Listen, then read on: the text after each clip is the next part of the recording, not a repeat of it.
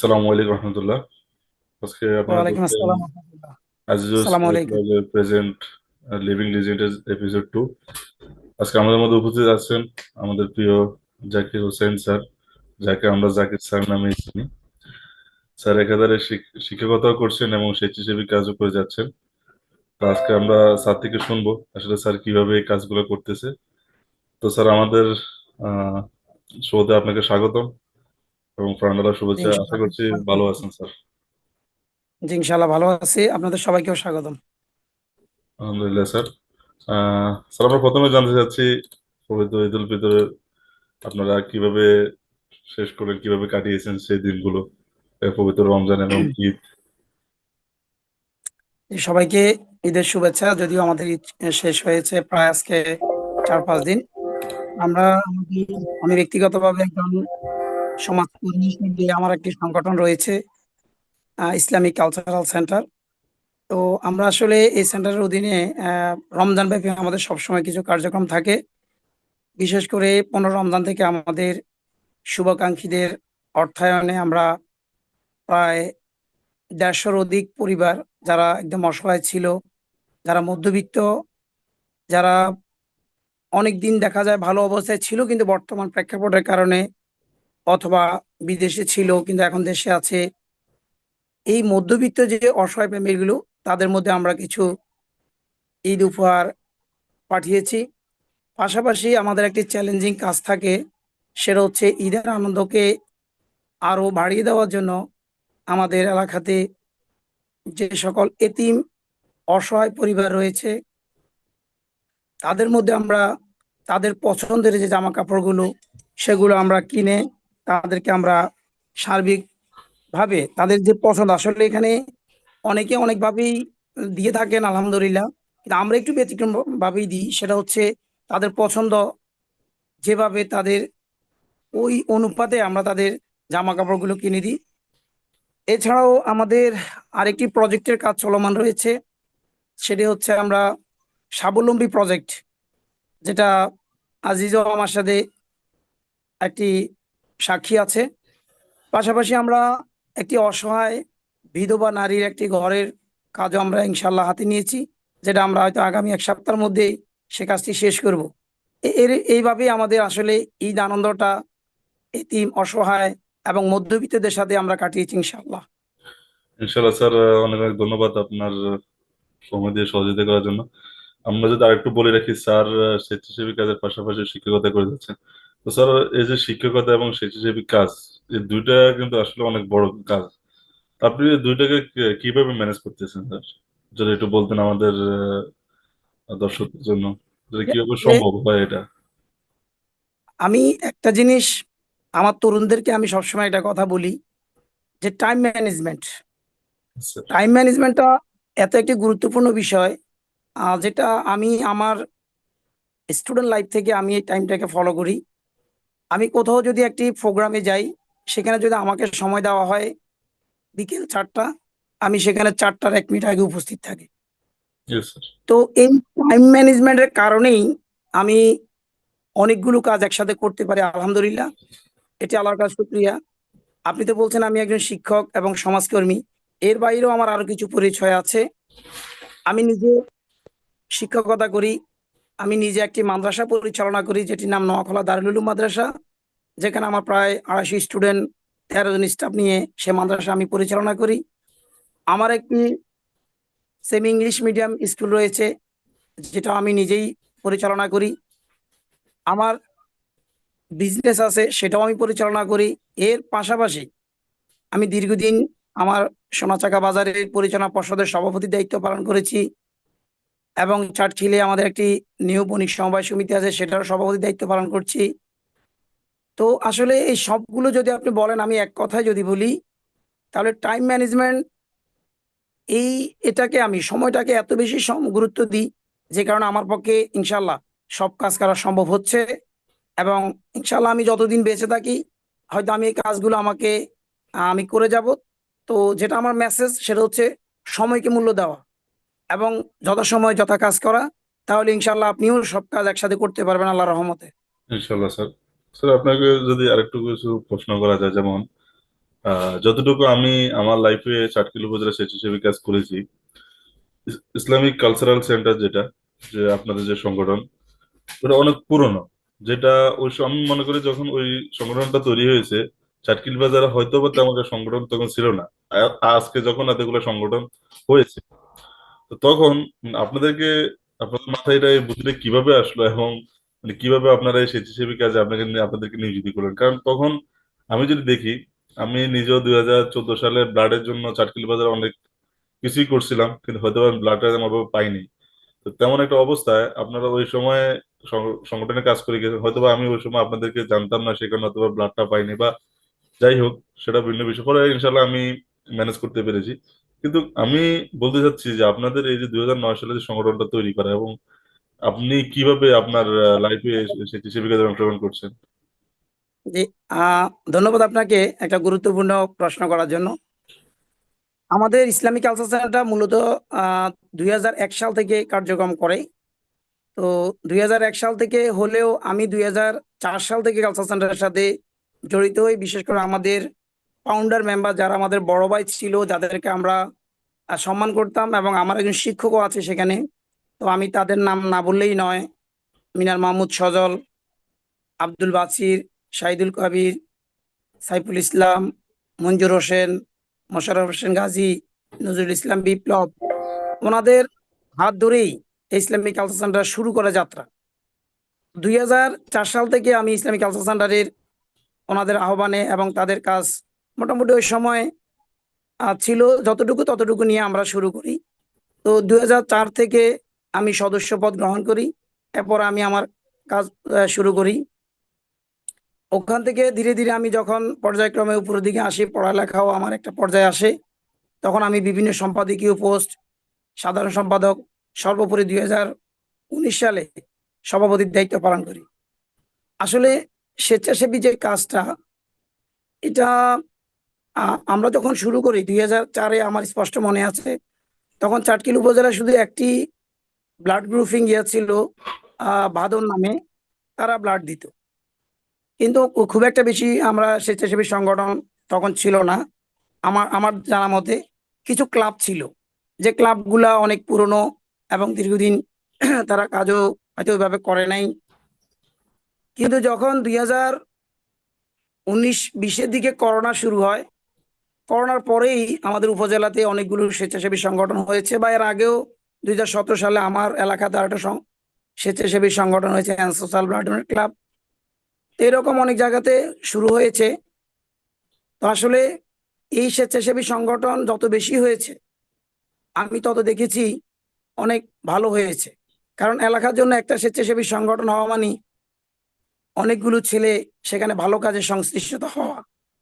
তা এটা আমি মনে করি আমাদের চাটখিল উপজেলায় যতগুলো স্বেচ্ছাসেবী সংগঠন আছে, আরো স্বেচ্ছাসেবী সংগঠন যদি বেশি বেশি হয়, তাহলে ওই অঞ্চলের, ওই এলাকার ইয়াং জেনারেশন তারা আসবে, ভালো কাজে সমাজে সময় দেবে। এতে আমি মনে করি সমাজের অনেক ক্ষেত্রে যুবকরা ভূমিকা রাখবে, আমি সেটা বিশ্বাস করি। এবং আমরাও এক সময় যুবক ছিলাম, আমরা অন্য যুবকদের অনুপ্রেরণা আমরা আসছি, এবং দীর্ঘ আমি 2 যুগ এটা নিয়ে কাজ করছি। তো ওই 2 যুগের অভিজ্ঞতা থেকে যেটা বলছি, মনে হয় সেটা হচ্ছে যত বেশি স্বেচ্ছাসেবী সংগঠন হবে, তত বেশি ওই অঞ্চলের জন্য ভালো হবে, এটা আমি বিশ্বাস করি ইনশাল্লাহ। ইনশাল্লাহ। স্যার, অনেক অনেক ধন্যবাদ। আসলে আপনার কথা থেকে এখন আরেকটা কোশ্চেন যেভাবে আসে, যে আমি আমার যতটুকু আহ, আমার অভিজ্ঞতা দেখেছি, যে আমার আশেপাশে অনেক ভাই এরা এরকম ছিল, যে কিছু না কিছু খারাপ অভ্যাস তাদের মধ্যে ছিল। যখন তারা ব্লাড দেওয়া শুরু করছে, বা সামাজিক সংগঠন আছে, তারা আলহামদুলিল্লাহ এখন অনেকটাই ভালো হয়ে গেছে। তো এমন তো অবস্থা, আপনি আপনার যে শিক্ষকতার জায়গা থেকে মানে কিভাবে একজন ছাত্র বা যারা শিক্ষক বা যারা ছাত্র শিক্ষার্থী আছে, তাদেরকে আসলে কিভাবে মোটিভেশন করা যায় যে তোমরা মানব সেবা করো? কারণ মানব সেবা আমি যতটুকু বুঝি, যে সবার মধ্যে নেই। কারো না কারোর মধ্যে মানব সেবাটা অনেক বেশি থাকে, কারোর মধ্যে অনেক কম থাকে। যেটা আমার অভিজ্ঞতা, হয়তো বা আপনার অভিজ্ঞতা আরো ভালো বলতে পারে। তেমন অবস্থা আপনার শিক্ষকতা, একজন শিক্ষক হিসেবে কিভাবে একটা মানুষকে আপনি মোটিভেশন করতে পারেন যে তোমাদের মধ্যে মানব সেবা করা প্রয়োজন? কারণ এটা আমাদের মুসলিম বা আমাদের সামাজিক ভাবে এটা আমাদের অনেক প্রয়োজন, আমি যেটা মনে করি। জি, ধন্যবাদ। আসলে আমি যেটা মনে করি সেটা হলো, রাজনীতিক একটা প্ল্যাটফর্ম থাকে সবার, সেটা আলাদা থাকবে। যার যার ইচ্ছে সে রাজনীতি করবে, সমস্যা নেই। কিন্তু সমাজসেবা কাজ করতে আসলে আমরা সেখানে রাজনৈতিক পরিচয়টা মিউট রাখবো। সেখানে আমার রাজনৈতিক পরিচয়টা আমরা দেব না। আমরা একজন সমাজকর্মী হিসাবে সর্বদলীয় ভাবে আমরা কাজ করতে পারি। তো সেক্ষেত্রে আমি আমার ইয়াং জেনারেশন যারা আছে, বা আমার ছাত্র যারা আছে, বা যারা এই আমার এই কথাটা শুনবেন, আমি একটা জিনিসে বলবো, সেটা হচ্ছে সমাজ সেবায় এগিয়ে আসবেন।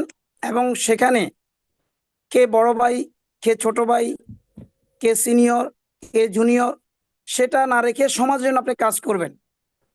এবং সে কাজ করতে গিয়ে হ্যাঁ, আপনাকে ম্যানারিজম জিনিসটা রাখতে হবে। Yes sir. সেটা হচ্ছে বড়দের সাথে আপনি কিভাবে কথা বলবেন, ছোটদেরকে কিভাবে স্নেহ করবেন, এটা কিন্তু আপনাকে আবার মনে রাখতে হবে। আমি অনেক স্বেচ্ছাসেবী সংগঠনে আমার যাওয়া হয়। তো গেলে সেখানে আমার যেটা মনে হয় যে জুনিয়ররা সিনিয়রদেরকে একটু মূল্যায়ন কম করতে চায় অনেকাংশে। সেটা কিন্তু রাজনৈতিক প্রভাবে হতে পারে, অথবা ব্যক্তিগতভাবেও হতে পারে। ইয়েস। তো আমার অনুরোধ থাকবে, ব্যক্তিগতভাবে হোক, রাজনৈতিকভাবে হোক, সেটা সম্পূর্ণ আলাদা জিনিস থাকবে। আর স্বেচ্ছাসেবী মেন্টালিটি থাকবে আলাদা। এখানে থাকতে হবে স্যাক্রিফাইস অ্যান্ড কম্প্রোমাইজ।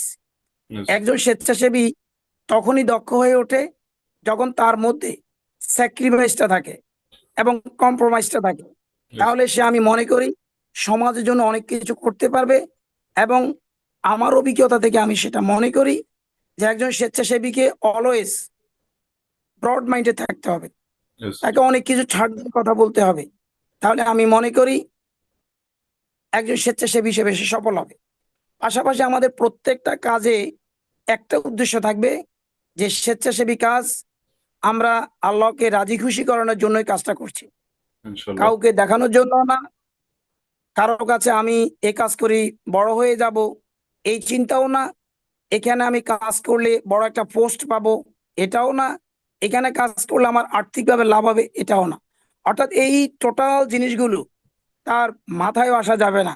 তাকে হতে হবে বিনয়ী, তাকে হতে হবে নম্র, তাকে হতে হবে ছাড় দেওয়ার মানসিকতা। এবং বড় এবং ছোটদের সাথে যেভাবে ম্যানারিজম ভাবে কথা বলা, এই জিনিসগুলি যখন একজন স্বেচ্ছাসেবীর কাছে থাকবে, আমি মনে করি সে আল্লাহ দরবারে অনেক সম্মানিত হবে এবং মানুষ তাকে সম্মান করবে ইনশাল্লাহ। তো ইনশাল্লাহ। ছোটদের কাছে বা আমার ছাত্রদের কাছে এটাই মেসেজ থাকবে, তোমরা রাজনৈতিক পরিচয়টাকে স্বেচ্ছাসেবীর সাথে মিলাবে না। তোমরা ব্যক্তিগত কোনো প্রতিহিংসা স্বেচ্ছাসেবী কাজে মিলাবে না। স্বেচ্ছাসেবীটা অ্যাজ এ স্বেচ্ছাসেবী, কারণ স্বেচ্ছাসেবী মানে হচ্ছে স্বেচ্ছাশ্রম দেওয়া সমাজের জন্য, মানুষের জন্য, অসহায় লোকদের জন্য। নিজে যতটুকু সময় দেওয়া যায় সেই সময় দেওয়াই হচ্ছে স্বেচ্ছাসেবী। এখানে কাউকে ছোট করে, কাউকে গায়েল করে কথা বলা, এগুলা স্বেচ্ছাসেবীর মধ্যে পড়ে না। তো আমার অনুরোধ থাকবে, তোমরা স্বেচ্ছাসেবী কাজে এগিয়ে আসো এবং সমাজের প্রত্যেকটা ক্ষেত্রে তোমরা অবদান রাখো, সে আশা আমি করছি ইনশাল্লাহ।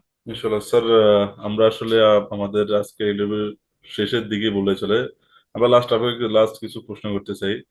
আমি যতটুকু আহ, বুঝতে পারলাম, আমি যতটুকু দেখেছি আপনাকে, আপনি দুই যুগ থেকে কাজ করে আসছেন। যদি আমি হিসেব করি, আমার তখন আপনি যখন কাজ শুরু করছেন তখন আমার বয়স ছিল মাত্র 3 বছর। তো এই যে দুই যুগ, এই যে অনেক বড় যে একটা যে গ্যাপ, এই গ্যাপের মধ্যে আপনি আমাদেরকে দুইটা অভিজ্ঞতা শেয়ার করেন, যেটা থেকে আমাদের শিখার অনেক কিছু আছে, এবং হয়তো বা আজ পর্যন্ত ওই দুইটা অভিজ্ঞতা কেউ জানে না, এমন কিছু যদি আমাদের সাথে একটু শেয়ার করতেন। কাজ করতে গিয়ে এমন কোনো দুটি এখানে, অভিজ্ঞতা যদি আমাদের একটু শেয়ার করতেন। জি, জি, এখানে আসলে অভিজ্ঞতা বলতে, যেমন আমরা অনেক সময় অনেক কাজ করতে যাই, কাজ করতে গেলে যে সমস্যার সম্মুখীন হই, অনেকগুলো সামাজিক সংগঠনে, যেটা আমাদের গতকালকেও আমাদের স্বেচ্ছাসেবী সংগঠনের, আমি যে সংগঠনে আছি, এটা আমাদের কমিটি গঠন করা হয়েছে। তো কমিটি গঠনে আমাদের সংবিধান রয়েছে, সংবিধানের আলোকে আমাদের কমিটিটা হয়েছে। তো এখানে প্রত্যেকগুলো যে সামাজিক সংগঠনগুলো গড়ে ওঠে, আমি মনে করি তাদের সবার আগে একটি সংবিধান প্রয়োজন। আমি অনেক সংগঠনে গিয়েছিলাম, যেটা আমি তাদের সংবিধান দেখি নাই যে কিভাবে একটা সংগঠন পরিচালিত হবে। এই সংবিধান না থাকার কারণে অনেক সংগঠন বন্ধ হয়ে যায়। তো আমি একজন স্বেচ্ছাসেবী হিসাবে যেটা মনে করি, যার যতগুলো স্বেচ্ছাসেবী সংগঠন আছে, জেলা বলেন, দেশ বলেন, যেখানেই বলেন, প্রথমত তাকে টিকে থাকতে হলে তার একটা সংবিধান লাগবে, একটা ল লাগবে, একটা আইন লাগবে। যেমন আমাদের গতকালকে সংবিধান অনুযায়ী আমাদের ফাউন্ডার মেম্বার যারা, তাদের অধীনে আমাদের নির্বাচন হয়েছে এবং আমাদের নির্বাচনে আমাদের পূর্ণ প্যানেল আলহামদুলিল্লাহ আমাকে রায় দিয়েছে এবং আমি সবার ভোট, একদম সবাই আমাকে ভোট দিয়েছে আলহামদুলিল্লাহ। সর্বভোটে আমি সভাপতি আবারও নির্বাচিত হয়েছি। এটার জন্য আমি আমার পর্ষদকে অনেক ধন্যবাদ জানাই এবং আমার ফাউন্ডার মেম্বারদেরকেও ধন্যবাদ জানাই। ধন্যবাদ। তো আপনি যে অভিজ্ঞতার কথা বলছেন, তো আমি প্রথমত বলছিলাম সংবিধানটা যাতে প্রত্যেকটা সংগঠন রাখে। এরপর হচ্ছে একটি সংগঠনকে টিকে রাখার জন্য যে জিনিসটা দরকার, আপনি শুধু স্বেচ্ছাসেবী হলেই হবে না। আপনাকে একজন স্বেচ্ছাসেবী হতে হলে, যেটা আমি একটু আগে বলেছিলাম, আপনার মধ্যে ছাড় থাকতে হবে, ত্যাগ থাকতে হবে এবং সময় উপযোগী পদক্ষেপ নিতে হবে। আপনি দেখেছেন করোনাকালীন, হয়তো আপনার মনে না থাকলেও বন্যাকালীন আপনি দেখেছেন, ইনশাআল্লাহ, জি, আমি আমার কিন্তু আমার মনে ইসলামিক আছে। কালচার সেন্টারের একজন সভাপতি, কিন্তু যখন আমি উপজেলা পর্যায়ে মিটিং হয়েছে তখন কিন্তু আমি আমার ইউনিয়নের নেতৃত্ব দিয়েছি। আমার সাথে আমার কাজ করেছে আলহামদুলিল্লাহ, আমার ইসলামিক কালচার সেন্টারও কাজ করেছে, আমার নোয়াকলা স্বেচ্ছাসেবী টিমও কাজ করেছে।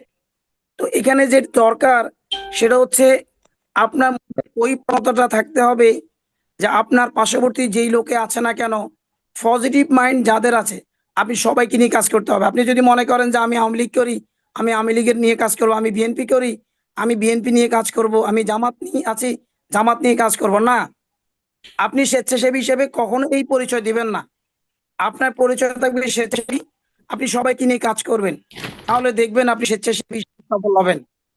তো আমি যেটা বলতে চাচ্ছি, একটা সংগঠনকে টিকায় রাখার জন্য আপনার সংবিধান দরকার, আর আপনি স্বেচ্ছাসেবী সবার মাঝে গ্রহণযোগ্যতার জন্য আপনার ম্যানেজমেন্ট পাওয়ারটা লাগবে। ওই ম্যানেজমেন্ট পাওয়ার, আপনি সবাইকে নিয়ে কাজ করবেন, এই মেন্টালিটি আপনার থাকতে হবে এবং বড়দেরকে সম্মান, ছোটদেরকে স্নেহ এবং যারা কাজ করে তাদেরকে উৎসাহের মাধ্যমে আপনি এই সংগঠনটা ইনশাআল্লাহ ভালো দূরে যেতে পারবেন। এবং সর্বোপরি আমি যে মেসেজটা দেব, আমরা যে মুসলিম হিসাবে আমরা সবাই পরস্পর ভাই, আমার কথা দ্বারা আঘাত পাক এরকম কোনো কথা আমি বলবো না, আমার দ্বারা কোনো ভাই রাগান্বিত হোক এমন কোনো কথা বলবো না। এবং আমরা যাতে 5 ওয়াক্ত নামাজ পড়তে পারি সেই বিষয়ে আমরা সংগঠনের প্রত্যেকটা ভাইকে অন্তত এটা এনশিওর করবো যে ভাই আমরা 5 ওয়াক্ত নামাজ পড়বো। তাহলেই দেখবেন আল্লাহর রহমতে আপনারা ধীরে ধীরে একজন দক্ষ স্বেচ্ছাসেবী হিসেবে উঠবেন ইনশাআল্লাহ। ইনশাল্লাহ। আমি যদি আমাদের প্রিয় জাকির স্যার নিয়ে যদি 2 মিনিট বলতে চাই, সেটা হচ্ছে কিছুদিন পূর্বে স্যার একটা পোস্ট করছিল যে লোকমান সাহেবকে নিয়ে, তার দোকানের বিষয়টা নিয়ে। আমি দেখলাম যে মানুষের রেসপন্স, আসলে রেসপন্সটা এখানে কেউ স্যার কোনো কাউকে কল দিয়ে বলে না যে ভাই একটু আসেন আমার এখানে একটু কমেন্ট করেন, আপনি একটু রেসপন্স করেন। মানুষ যেটা রেসপন্স, এবং আমি যদি লাস্ট একটা কথা বলি যে বন্যার সময় স্যার যতটুকু জানেন যে আপনাদের যেখানে সবাই একসাথে রয়েছে ওখানে খাওয়ার কিন্তু শর্ট রয়ে গেছিল, তখন কিন্তু স্যার খুব ভালোভাবে এটা হ্যান্ডেল করছে। আমি দেখছিলাম, কারণ আমরা বিদেশে বসে আসলে তখন ইন্টারনেট সংযোগটাও কিছুটা বিচ্ছিন্ন হয়ে যায়, কারণ আমরা সবকিছু খবর পাই নাই। তবে যতটুকু পাইছি দেখলাম স্যার মানুষের জন্য অনেক কাজ করছে। তো আমি আশা করছি আমি যদি একজন সংযুক্ত আরব আমিরাতে বসে যদি আমি কাউকে ফলো করি, তার মধ্যে একজন হচ্ছে জনাব জাকির স্যার। কারণ কারণ হচ্ছে উনি অলওয়েজ অথেন্টিক, এবং যে কাজগুলো করে আমি অনেকে আছে না যে সমুদ্র যেদিকে যাচ্ছে আমরা ওইদিকে যাব, এরকম না, স্যার ওইদিকেও যাচ্ছে এবং তার প্রতিগুলো যাচ্ছে, সবকিছু নিয়ে স্যার কাজ করছে। আসলে এটা অনেক বড় বিষয়। তো স্যার আমরা সাক্ষাৎকার শেষ পর্যায়ে, তো আমরা আশা করছি আপনাকে আসলে আমাদের সার্কিল উপজেলা যারা স্বেচ্ছাসেবী আছে তাদেরকে নিয়ে যদি আপনি 2টা কথা, একটা লাইন বলে যেতেন যে আসলে তারা তাদেরকে আরো কি কি গুণাবলীগুলো তারা অ্যাড করা সম্ভব, বা তারা আসলে আপনার দিক থেকে তাদের আপনার সাথে কেমন আন্ডারস্ট্যান্ডিং, যদি আমরা এক কথা বলতে চাই, জনাব জিএম শাকিল, হয়তো আপনি অনেক আমি জি ধন্যবাদ। আপনার কথার সাথে আমি একটু অ্যাড করে নিই। চাটখিল উপজেলায় আমাদের সিনিয়র স্বেচ্ছাসেবী যারা আছে আপনি জেম শাকিলের কথা বলছেন, ওমর ফারুক আছে, তুষার আলম বাবু ভাই আছে, রনি, ফরহাদ, আবিদ রহমান, তারপরে ফরহাদ, তারপর হোসেন হাবিব, মাহবুব রহমান সৈকত, তারপর নীরব রানা, আমাদের মিজানুর রহমান, শেখ রিয়াদ, তারপর সুজন, তারপরে অর্থাৎ আমি অনেকের নাম আসলে এই মুহূর্তে বলতে পারছি না, সেটা তো আপনি বুঝেন। তো এভাবে আমাদের যতগুলো সংগঠন আছে সবাই আসলে ভালো, সবাই কাজ করছে এবং সবার আসলে একটাই এই লক্ষ্য ছিল উপজেলাতে কাজ করা। তো আসলে এখানে আমাদের সবার মেন্টালিটি তো একরকম না।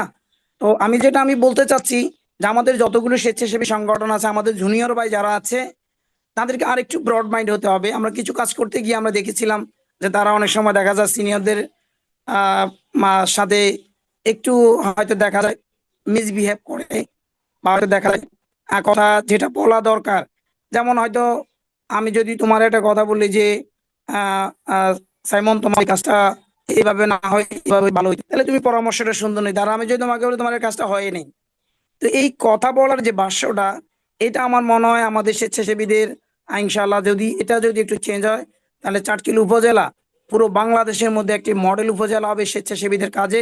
যেটা আমরা ইতিমধ্যে অনেক কাজে সাক্ষী হয়েছে, যেটা আমরা উত্তরবঙ্গে আমাদের একটা আহ, আমরা ত্রাণ সহায়তা পাঠিয়েছি। পাশাপাশি আমি পিটি রুটস একটা সংগঠন আছে আমেরিকান আমেরিকান, আমি তাদেরকেও ধন্যবাদ জানাই যে তারা আমাদের সাথে অনেক কাজে একত্রতা থাকে, বন্যাতেও তারা আমাদের সাথে সহায়তা করেছে। এবং উত্তরবঙ্গে যখন আমরা সহায়তা পাঠিয়েছিলাম আমাদের চাটখিল উপজেলার পক্ষ থেকে ফিয়াজ শেঠির নেতৃত্বে, তখন সেখানে আমাদের নেতৃত্বে তারা সেখানে আমাদেরকে মেডিকেল টিম দিয়েছে, যারা ওখানে অনেক সহায়তা করেছে। তো আমি মনে করি আমাদের চাটখিল উপজেলায় যতগুলো সংগঠন আছে, আমি সবাইকে, আমাদের রজব ভালো কাজ করে, ইটিও ভালো কাজ করে, এরকম আছে যেটা আমি এই মুহূর্তে আসলে নাম আমার মনে আসছে না। তো সবাই মিলে একে প্ল্যাটফর্ম আমাদের যথেষ্ট পরিশ্রম। তো সবাই মিলে যদি একত্রে কাজ করে চাটখিল উপজেলায়, শুধুমাত্র সিনিয়রদেরকে সামনে রেখে জুনিয়ররা যদি কাজ করে, তাহলে আমার মনে হয় চাটখিল উপজেলা ইনশাল্লাহ, এবং আমি সেটা আশা করি, এবং অচিরেই চাটখিল একটি মডেল উপজেলা স্বেচ্ছাসেবীদের হোক, সে আশাবাদ আমি ব্যক্ত করছি ইনশাল্লাহ। ইনশাল্লাহ। আশা করছি আমাদের যারা সিনিয়র স্বেচ্ছাসেবী আছেন তারা আমরা আমাদের স্যারের কথাগুলো খুব ভালোভাবে নেওয়ার চেষ্টা করবে, এবং আমরা যতবারই একসাথ হয়েছি বিশেষ করে করোনাকালীন আমাদের নোয়াখালীর মধ্যে শ্রেষ্ঠ উপজেলা হিসেবে আমি কয়েকবার সরকারি কর্মকর্তাদেরকেও বলতে শুনেছি যে চাটখিলে খুব ভালো কাজ হয়, এবং সেনা কর্মকর্তা থেকে শুরু করে।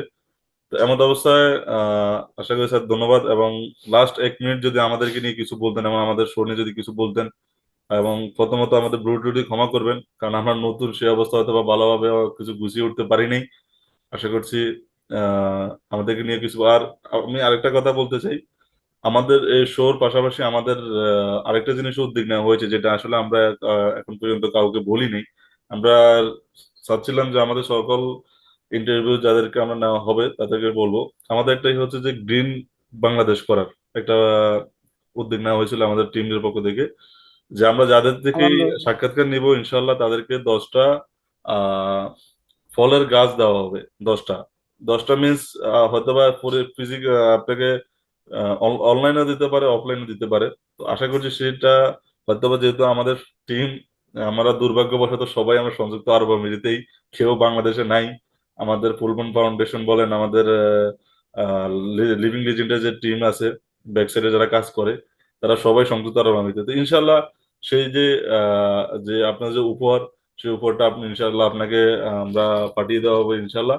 কেননা আমাদের আল্লাহ। বিষয়টা হচ্ছে যে গ্রিন বাংলাদেশ করার, এবং আমরা এটাই চাচ্ছি যে এই গাছগুলো বড় হবে, মানুষ খাবে, ইনডাইরেক্টলি যেন আমাদের কাছে সোয়াব গুলো আসবে, সেই আশা করি আমরা আসলে এই কাজগুলো শুরু করছি স্যার। ধন্যবাদ তোমাদের এত সুন্দর উদ্যোগের জন্য, অসংখ্য ধন্যবাদ। আর বিশেষ করে তোমাদের সাথে আমার অন্তত একটা কাজ অন্তত সংযুক্ত হয়েছে। তো আমি মনে করি তোমাদের উদ্যোগগুলো চমৎকার এবং ভালো। তো তোমরা কাজ চালিয়ে যাও, ইনশাল্লাহ আমরাও আছি। এবং আল্লাহ অন্তত দিন বাঁচিয়ে রাখে আমার এই সংগঠন। পাশাপাশি সংগঠনের যখন আমি দায়িত্ব ছাড়বো, তখনও আমি কিন্তু স্বেচ্ছায় আল্লাহ আমাকে যতদিন বাঁচিয়ে রাখে আমি ইনশাল্লাহ চেষ্টা করব। তো তোমাদের সাথে আমিও আছি, তোমাদের যে কোনো সহযোগিতা, যে কোনো পরামর্শের জন্য আমাকে বলবে, ইনশাল্লাহ ইনশাল্লাহ আমি সর্বোচ্চ চেষ্টা করবো। তোমাদের প্রত্যেকটা কাজের জন্য তোমাদেরকে ধন্যবাদ। ইনশাল্লাহ স্যার, ভালো থাকবেন স্যার। আজকের জন্য এতটুকুই, ঠিক ভালো থাকবেন স্যার, অনেক অনেক ধন্যবাদ। আসসালামু আলাইকুম।